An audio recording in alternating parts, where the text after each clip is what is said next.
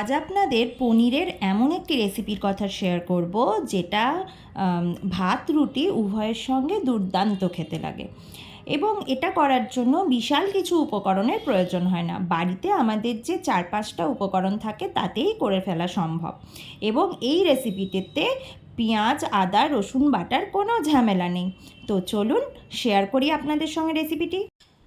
ফার্স্টে পনিরগুলোকে হালকা করে ভেজে নিতে হবে, বেশি কড়া করে ভাজবেন না, তাহলে শক্ত হয়ে যাবে। আমি একটু কড়া করে ভেজে ফেলেছিলাম।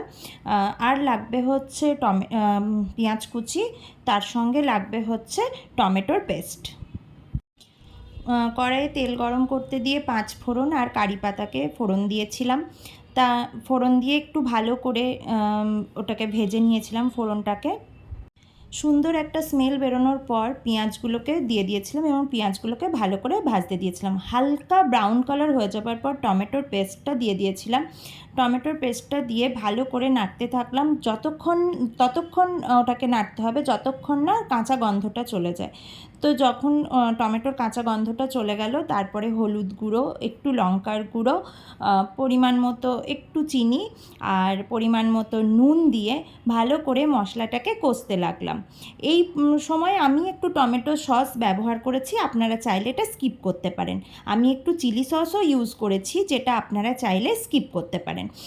এই দুটো না দিলেও কোনো অসুবিধা নেই। আর যে টমেটো পেস্টটা আমি ইউজ করেছি সেই জায়গায় আপনারা চাইলে পুরোটাই টমেটো সস দিয়েও করতে পারেন, তাতেও কোনো অসুবিধা হবে না।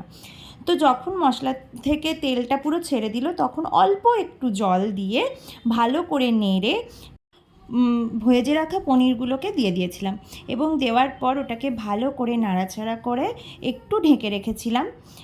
তো তারপরে ওটা রেডি, যখন জলটা হালকা শুকিয়ে গেছে তখন দেখুন এটা রেডি হয়ে গেছে। তো দেখুন এটা হচ্ছে ফাইনাল রেজাল্ট। কতটা সুন্দর দেখতে লাগছে এবং খেতেও দুর্দান্ত হয়েছিল। আপনারাও কিন্তু বাড়িতে ট্রাই করতে পারেন। রুটির সঙ্গে এই রেসিপিটি খেতে দুর্দান্ত লাগবে, একবার বাড়িতে ট্রাই করে দেখবেন। রেসিপিটি যদি আপনাদের ভালো লাগে তাহলে একটু লাইক, কমেন্ট, শেয়ার করে আমার পাশে থাকবেন। ধন্যবাদ।